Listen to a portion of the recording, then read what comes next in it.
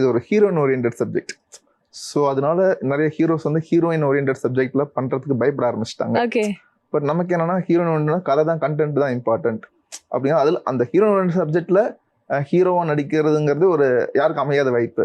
In fact அது இளையதளபதி Vijay sir அந்த மாதிரி ஆட்கள் தான் அமையும். சந்திரமுகில இப்போ ரஜினி சார் அலோவ் பண்ணுவாரு, விஜய் சார் பிரியமானவர்கள் எல்லாம் அலோவ் பண்ணுவாங்க.